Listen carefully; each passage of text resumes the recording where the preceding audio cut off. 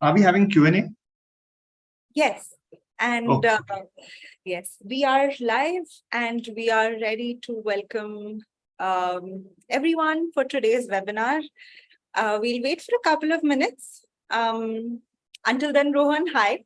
How are you doing? Hi. I'm doing well. How are you? I am doing well too.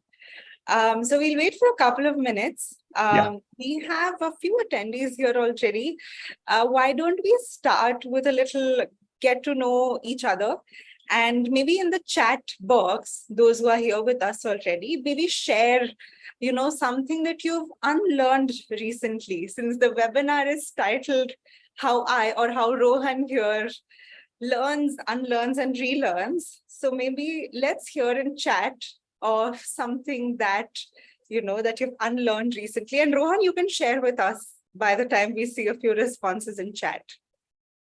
Oh, no. I will wait for people to respond. Okay. All right, sure. Sounds good.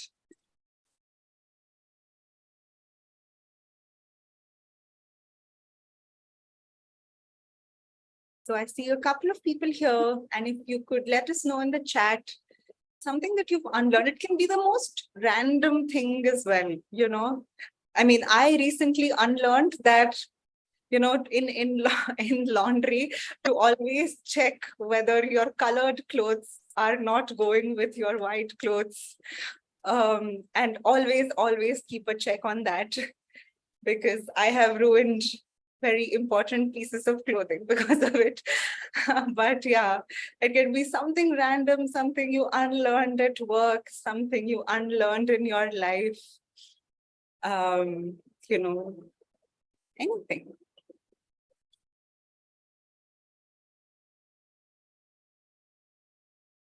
I think the latest thing that I unlearned and learned was replacing midnight hunger with fruits. Midnight what? Hunger with fruits. Midnight hunger with fruits. Oh, Yeah. yes. Oh, such an important learning. No, I mean, because midnight snacking is a very dangerous game that we play with ourselves. So great going on that, Rohan. Proud of you. And the other option is to sleep early. Force your sleep. Force yourself to sleep early. Well, yes. But you let go of that midnight hunger, and I'm proud of you. 2 stars as a program manager for that. Well, why don't we get started? So welcome everyone. I am Ulka. I am a program manager at the Harappa School of Leadership. Today we have with us Rohan here, who will be talking to us about how he learns, how he unlearns, and how he relearns in his life. And basically we're going to follow Rohan's learning journey and see, how he took up Harappa or AMP and how he is where he is at. And yeah, hope to have a fun conversation with Rohan, with all of you. If any of you have anything to say or any questions to pose, please use the Q&A box and you can post your questions there. We can keep a track of it and we can get Rohan to answer them. And yeah, I hope that you all enjoy the session. So before I come to my questions, Rohan, why don't you quickly introduce yourself? Your background, where are you currently? What's happening? What are you planning? Thanks for having me over here, Ulka. Everyone, I'm Rohan Shenoy. I graduated as an architect from Bangalore, currently residing in Hyderabad. And after my graduating as an architect, I worked as a designer for a few years. And then I had a startup of my own in Bangalore, which is a marketplace for connecting skilled workforce to homeowners. And I ran this startup successfully for over 4 years. And after that, because we are not able to scale and growth was challenging for us, we concluded failure. That's when I took my first break to unlearn and relearn something. I pursued a postgrad diploma in built environment at Anant University in Ahmedabad. 1 year, I was studying different courses, which was completely aligned to the real world context today and taught by industry practitioners. That's when first I realized that the real education is not only taught by professors or people who are completely associated with academics, but there are practitioners who are teaching in certain universities in India. And after graduating from the Anand University, I joined homelane.com, where I joined as a delivery head for Central India. And I grew to become their regional head, handling their business and operations for various clusters.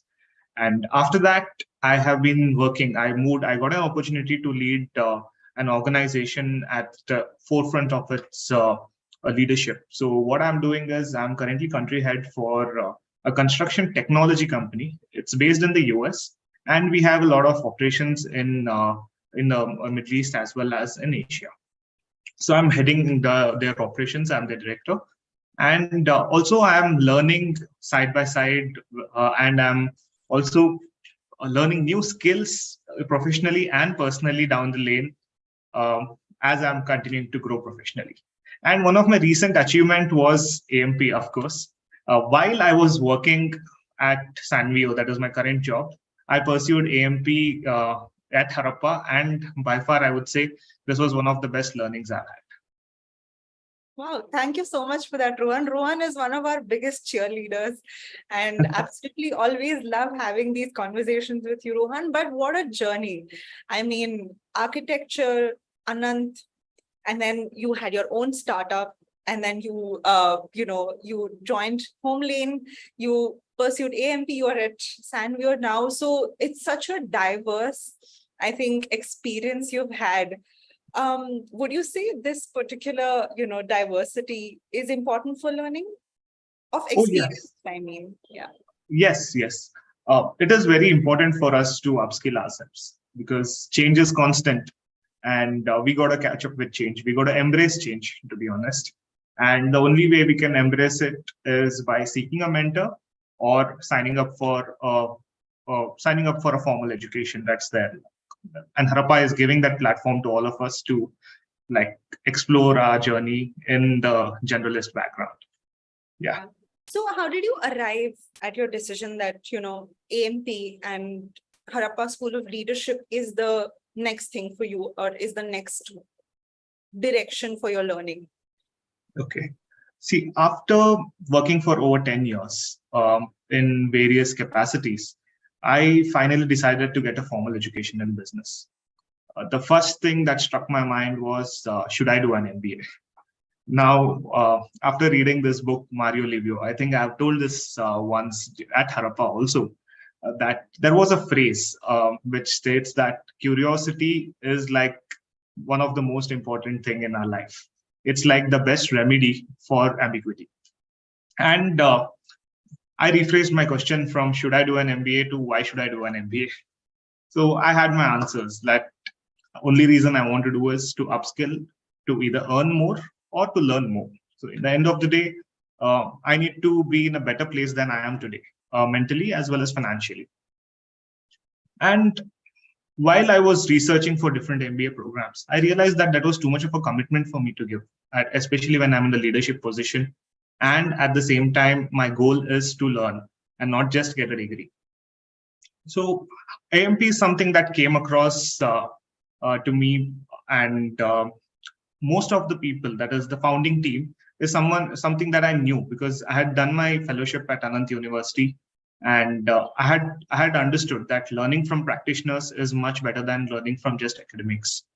So I decided, let me take up AMP. It's a short, sweet program, and at the same time, a lot of reviews were popping up from the first cohort. I got to know that people from diverse backgrounds are studying, and that was my key takeaway.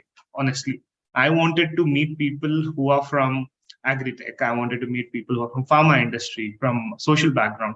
So this is where the real learning happens, the peer-to-peer learning, and that's what I was seeking. And I felt this would be the right place for me to come and learn from peers and also share my learnings at the same time.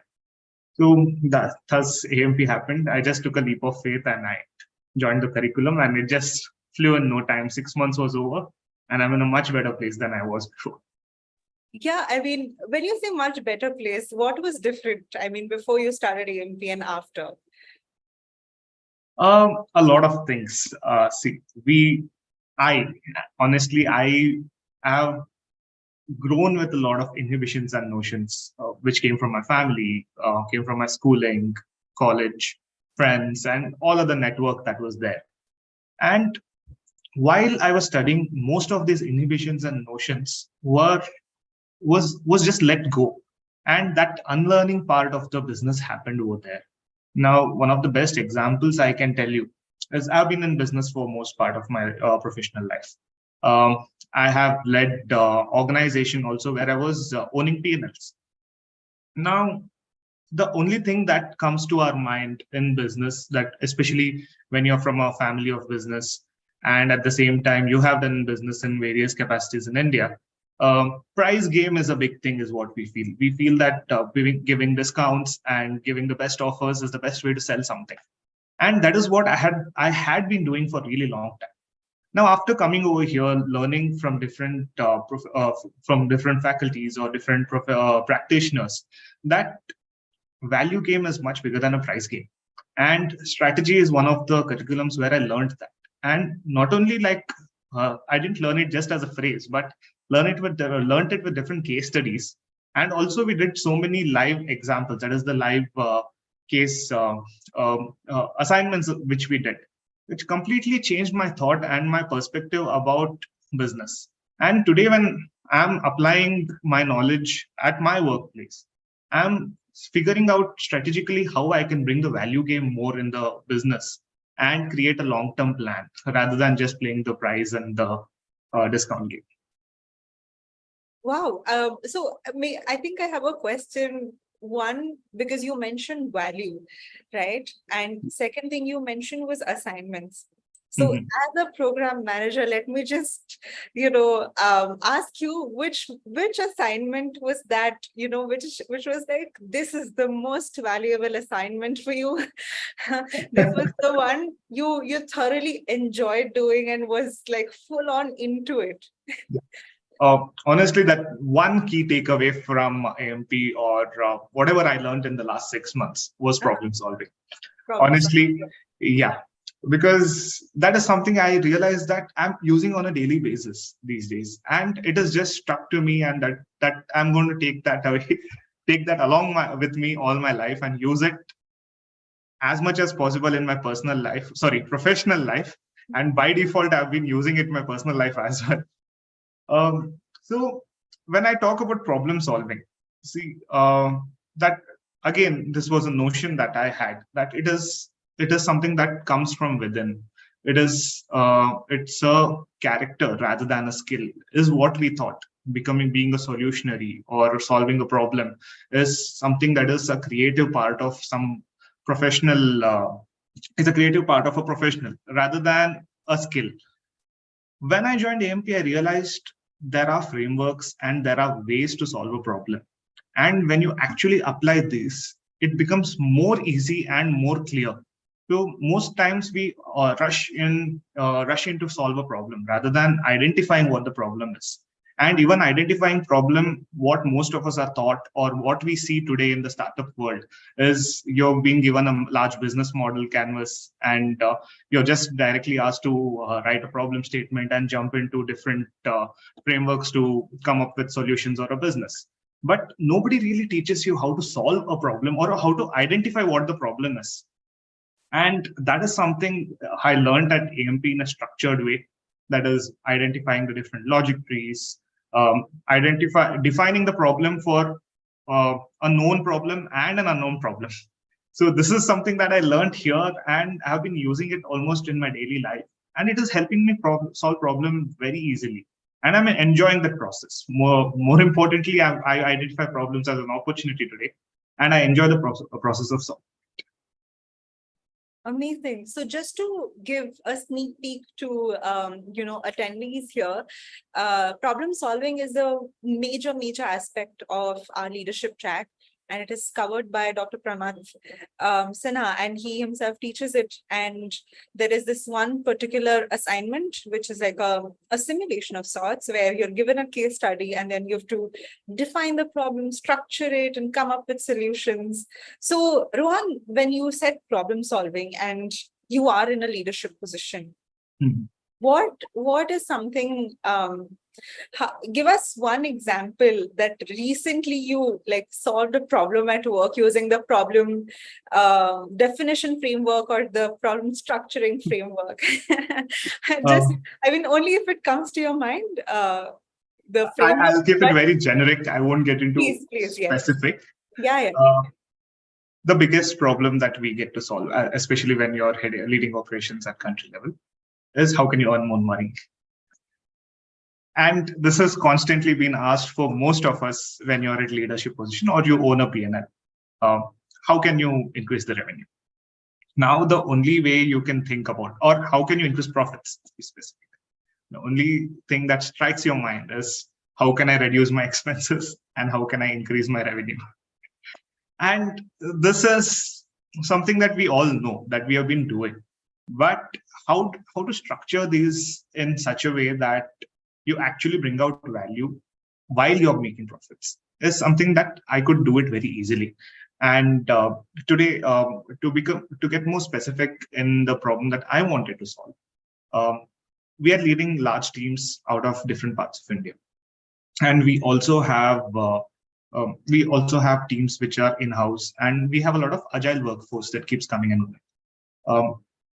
Layoffs are something that has been happening in the US. And for us, it was a big challenge because we had to make sure that we have to continue our work and not let go of a lot of people. So I had to come up with a solution for this. So that's when I got to use this framework and got onboarded a lot of people into a contractual role. And it actually benefited them in long term, and also made sure that they were benefited with all the policies. So in ESG, we call it as extended supply chain policies or extended vendor policies. So when I incorporated this, I could solve a large problem, that is managing layoffs while incorporating a ESG policy and at the same time creating a win-win for the company and the employees. Amazing. And another star from as a program manager to you. Absolutely amazing, Rohan. And I think that's one thing about AMP or about our program is that since you're working simultaneously, everything that you learn, you're able to at least have a lens at what you're doing at your workplace. You're able to apply it directly at your workplace and start using these frameworks, these concepts. So it automatically becomes a case study for you. As Rohan, like this, for us, this is one whole assignment. And we also usually ask our learners to bring in assignments like these. All right. So Rohan, you are a leader and you yourself, took up a leadership course, an upskilling course, right? So when do you think it is time to upskill for anyone? Let's say you have employees or you have even superiors or your peers, right? Your colleagues. So when do you see amongst all of these three different people that upskilling now, maybe they need to upskill, now maybe it is time for them to bring in something new? See, honestly, there is no specific time. Whenever you feel that there is a lack of, when you have a monotonous life or you have been hit a saturation point, you need to learn something. That's when you got to take it up. But if I would define it from the AMP way, design thinking is something that we keep learning. We have learned it in our undergrad, or these days even on LinkedIn forwards, you keep seeing what design thinking is. It is a 5-step process where you have the empathize, define, ideate, prototype, and test. Now, our life is also like design thinking. So we got to empathize with the situation of our life. And then we got to define it. And then we ideate. So that ideate part is when we got to start thinking when should I upskill? And prototype is using that learnings from your upskilling in your life. Test, again, making sure that you get the results out of it. And once you feel that, yes, you got enough results and it's got saturated, again, go back to the ideate stage.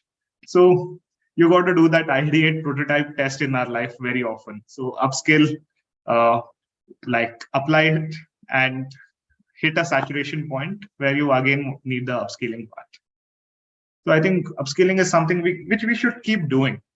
And there are multiple avenues today. It's not like before where you have to take a degree or you have to sign up to a offline education program. Online education has made it more easy. So I think just signing up for a curriculum is the best way to. And how would you or how would you see upskilling and unlearning in the same light, Ron? Because I feel I am also coming from the thought process that when we say upskill, while we are learning something new, there is also a lot of pre-existing prerequisite knowledge that one has. It could be biases, it could be our whole formal education that we have had. And for example, right, you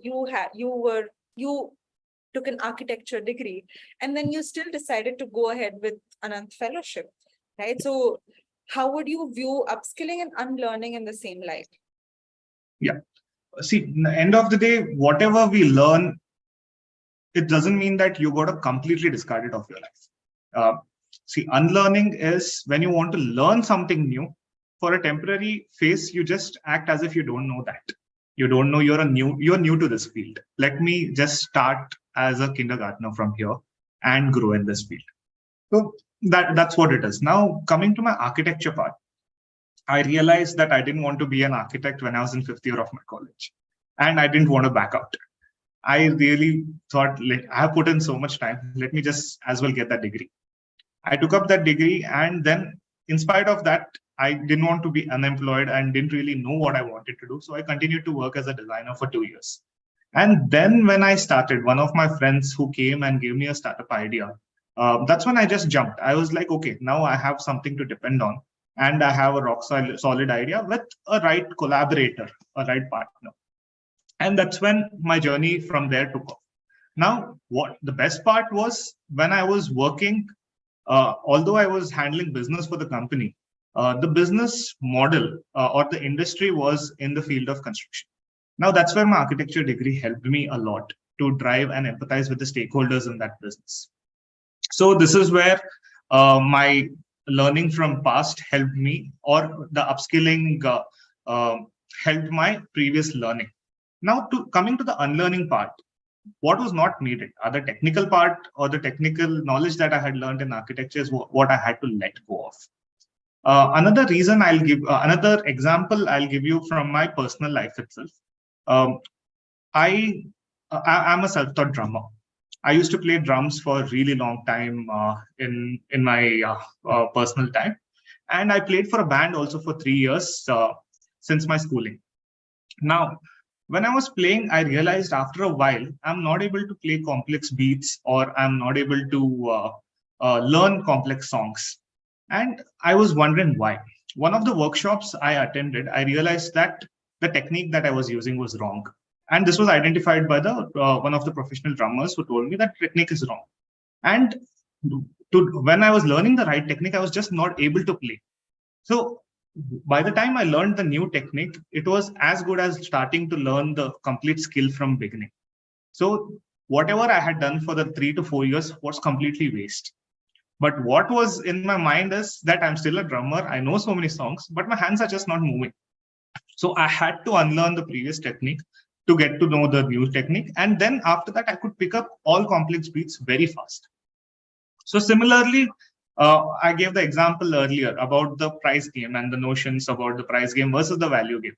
So although I've been doing business and leading businesses at regional level for 10 years, after 10 years, I realized that was not the right way to do it. And now I'm able to do it much faster almost on a daily basis, I'm taking up bigger challenges. Absolutely great. I mean, what I'm also hearing from you, Rohan, is that when you said, that you knew that architecture was something that you didn't want to do, and you knew that you wanted to get on the business side of things, but being in a construction industry did help you coming from an architecture background, right? So I think in that phase, the term revising or relearning, as we were talking about, or I'm taking it in the context of revising or, sort of practicing what you've learned already, you Yeah. didn't practice your core technical architecture skills. Yeah. Yeah. They still came in handy. They still helped you make Yes. certain decisions. They helped you for very important stakeholder management. I mean, as we've learned in our leadership classes, how important that is and how important it is to speak their language, right? And I think just want to highlight that to everyone here, something that, that while you're taking up AMP, you're not leaving your background, but you're just adding on to your skills. You're adding on to what you already know, or you're relearning, revising certain things that you may already know and want to just brush up. Right? It may have been a long time. You want to keep up with the industry and want to keep up with the trends that are happening, and something that we have in our discussions very often, right? So Rohan, just today morning, we had a collaboration session with the cohort 3, and I was just remembering how it happened in cohort 2 and how it happened in cohort 1, and how important that particular session was. And I just want to bring in an aspect of, community or your peers that were there with you during AMP. How helpful was it to have such a diverse community, or not helpful? You can, choose any. But guessing from our, conversations before and how we have come through these 6 months, I'm guessing it was helpful. Just preempting everyone. Well, studying in a diverse background is the best thing that can happen to anyone. My first diverse immersion was an Anand Fellowship. That was 4 years back. And this time again at AMP, it was a very short immersion, but I would say we had a great time. Made friends for lifetime. We just had 2 mixers. Once we met in the beginning of the curriculum and once during our graduation. And both the time we bonded so well that we created meaningful relationship. And most times these days in our professional setting, we are looking for these meaningful relationships. We go to BNI, or there is Toastmasters, or we go to so many startup weekend programs. All we are seeking is a network. And networking just doesn't happen like that. There's a lot of effort that needs to be put into that. So we got to meet people often. You got to go for formal, informal meetings. And at the same time, most of the time it's transactional networking that happens. But here it was something meaningful. So we are not really expecting something out of someone. But studying with someone for 6 months, you get to know each other really well. And you get to know, you learn a lot of things more than getting to know something. Now, for me personally, I studied as an architect. I had my first startup, which was a marketplace in the construction setting. Then after I did my first second degree, I worked in homelane.com, which is still interior tech company, which again in the AEC industry. And now I'm in the construction technology, that we build softwares for construction industry. In the end of the day, my complete vertical has been in the real estate and construction, although I've been playing many pivotal roles in different verticals. Now, I met people from pharma industry. I met people from agri-tech. We met people from social background, ESG, social, and there were people who from law. Now, when I studied with people from such diverse background, I was able to take up assignments. We were solving assignments in all possible fields, all possible verticals. We had to solve problems for garment industry. There were problems that we solved for camping industry, this one, what do you say, travel industry. And we also took up many examples which was related to food delivery. Now, we are solving problems for all possible industries. Now, this was not just restricted to AMP. On parallel, I was helping one of my friends who was running a D2C brand. I was able to create a complete valuation chart for that person. And I also created a marketing plan, which is actually helping that person generate 2x revenue in 6 months. I come from a completely different background. And I'm able to work with the D2C brand, collaborate with them, where I have no idea about. It was a food brand. It deals with dry fruits and snacking. Now, I don't come from a FMCG sector or a retail industry at all, but I was able to solve problems of a retail industry. So this is the power of collaboration. And this only happened when we are networking with people from different backgrounds, understanding what are the problems there, and finding out that common root of solving problems. Absolutely. And just to let everyone know, in this particular cohort that Rohan comes from, the cohort 2, the kind of camaraderie, the kind of bonds, the kind of friendships that were formed, it was absolutely wonderful to see. And like so many of them are still friends. They get together, they meet each other, and absolutely help each other out. I think that is the essence of learning together, that you are there for each other. You can, it's as Rohan was mentioning, that networking happens, but a lot of times we may not know what to do or where this is going, and it's usually transactional. So this is also practice on how you network with people, how you form meaningful connections and not just surface level or transactional. So Rohan, moving on to a Q&A question that has come up in the Q&A box. And I think I would want you to answer this first, and then I'll take it up if you miss out on anything. So Gulriz M, I hope I'm pronouncing your name correctly, is asking, can you elaborate how these mixers are conducted? Mixers are very well curated events. I would, rather than an event, I would say it's a setting where we, one second. Just a minute, I have a technical. Sure, no problem. Well, by the time Rohan comes back, and I think he has a very great response to your question, Gulriz. Mixers, we do them in person. I mean, if I can just mention that quality of our mixers, we try to do them in multiple cities. And Rohan, why don't you continue with your response? Sorry, someone was at the door. Yeah, no problem. Yeah. So I would say it is very well organized, where you have a schedule planned for the day. Right from the meet and greet sessions, there would be one of the offline session conducted of our ongoing course. For example, when I was studying, there was marketing. So we had marketing sessions which were going on online, but that day we had an offline session. And during that offline session, we actually got to interact better with all the faculties and the students. And after that, we have a couple of fun sessions where we have some activities, some small games, just to open up and get out of our vulnerability. And then we have lunch together, and post lunch, we'll have a lot of Q&A with the dean. The dean himself was there. So we had Q&A sessions there. And then we also had photo sessions. And then we had to we got to meet a lot of faculties. So we had at least 3 to 4 faculties who had come.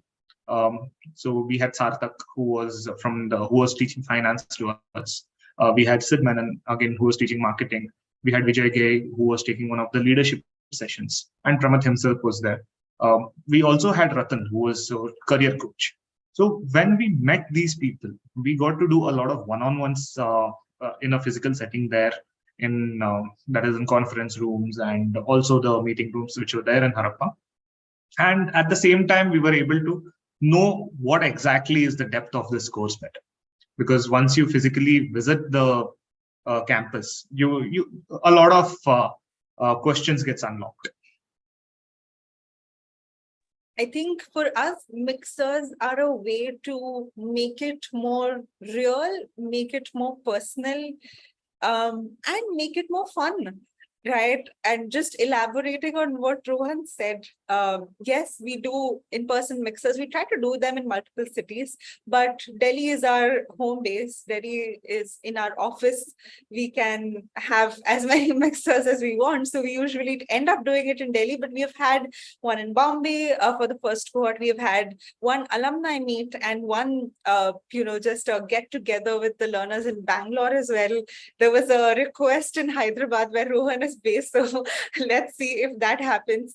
But yeah, we try to get everyone together. We try to break this barrier because we understand how important it is to have that human connection, to make it feel real, to make it feel like everyone is part of something. So that is what the mixers are for. As Rohan mentioned, there are faculty, there are, you get to meet your own learners. Now that we have such a huge alumni base, you will also get to meet the alumni if you're part of the next cohort. Then you get to meet the dean, which is a rarity. I feel like in my college, at least, I don't think I ever had I was ever in 10 feet or 15 feet of distance with my dean, but that is something that we do believe, a personal connection, a personal touch. So Dr. Pramath himself is available to chat, to talk, to hear everyone, to get to know everyone that comes up.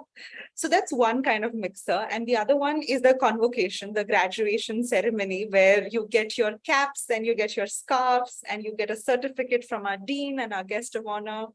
And yeah, that is also a fun day, a very emotional, a very happy day. I remember it was a great convocation for cohort 2. So yeah, absolutely wonderful. And I hope that answers your question, Gulrez. If there are any more questions, please put them in the Q&A box. We would be happy to answer. Rohan is available here for another probably 6-7 minutes, 8 minutes. Yeah. But yeah, we're here to answer for the next 8 minutes.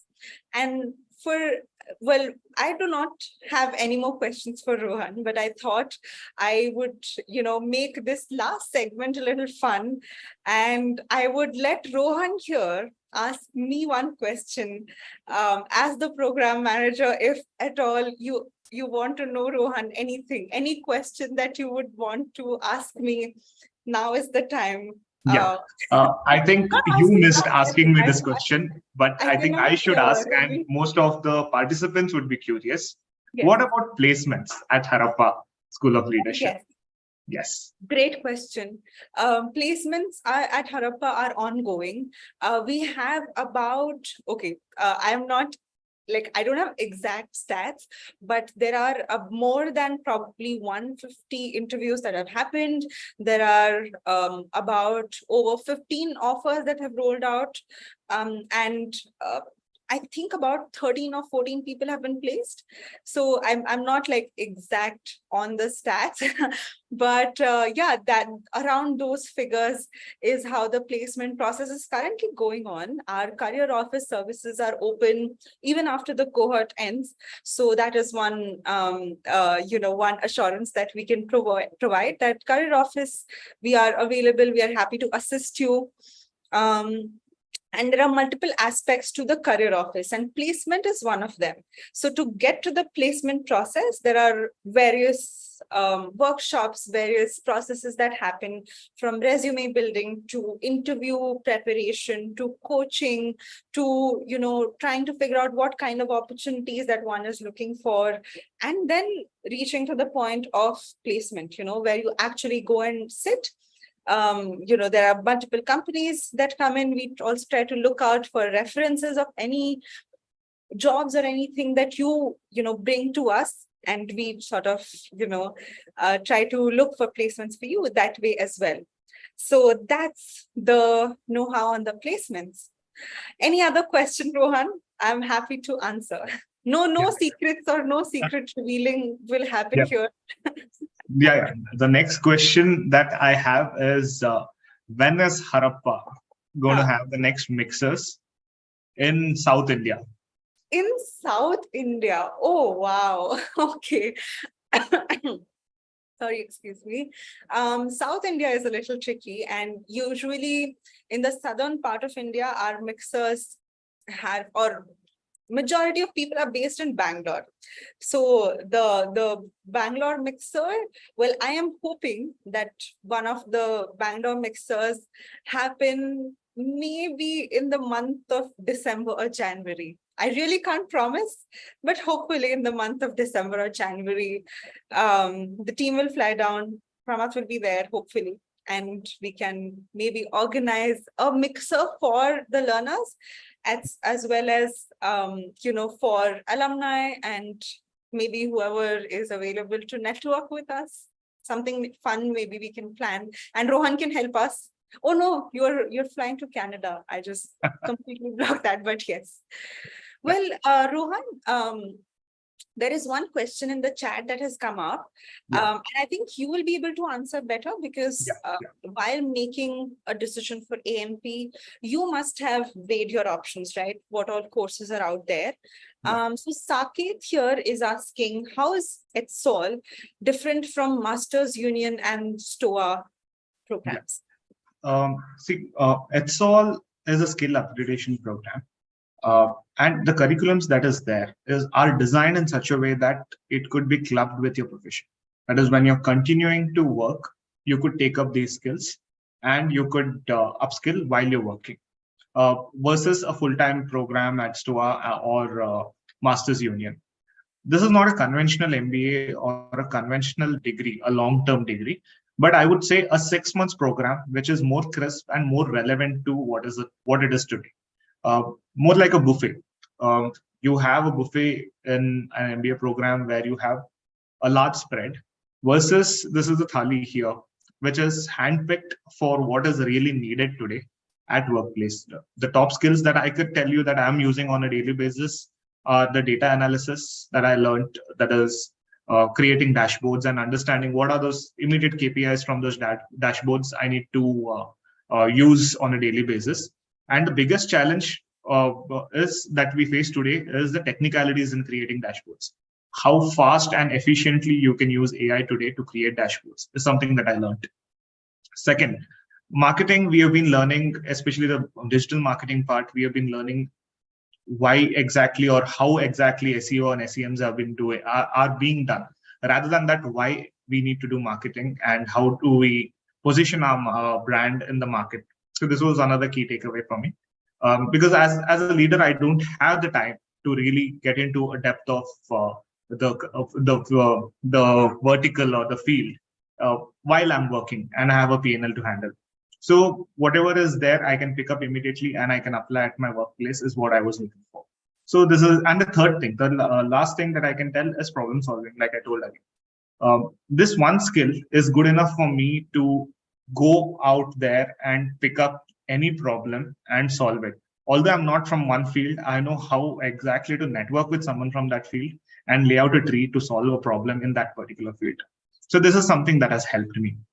So these three key takeaways I could get out of 6 months and use it at my workplace. It's not a formal degree as defined by the Indian education system, but I can definitely tell it is a practical knowledge immersion which has been promoted by highly qualified academicians in India. Great. Thank you so much, Rohan. And I feel like you really thought through while before coming to AMP that you were pretty clear on what you wanted. Yeah. Great. And Saket also says thank you. Awesome. So I think we can end the webinar at this point. I will just quickly launch a poll to understand if there is anyone who would like to know more about AMP. You can click yes, no, whatever you feel like, and we will get in touch with you if you would like to. That is if you click yes. And you can also check out our website. You can book a session with our program team, the admissions team, and they can help you. They can guide you on more about the program. And of course, if anyone would like to connect with Rohan on LinkedIn, I hope that's okay, Rohan. Yeah. Please feel free. I'm Rohan Shenoy. You can easily look look at me on LinkedIn, Rohan Shenoy space Sanveo, Sanveo. You would be able to look. Yes, so you can connect with Rohan, you can connect with any of our alumni. We can also put you in touch with them, and happy to help you, happy to tell you more about the program. And thank you so much, Rohan, for doing this. Thank you. Thank you for Thank having you me here. everyone for joining in. Absolutely wonderful to host these webinars. And yeah, see you next time. See you for the next webinar. Thank you. Bye. Bye.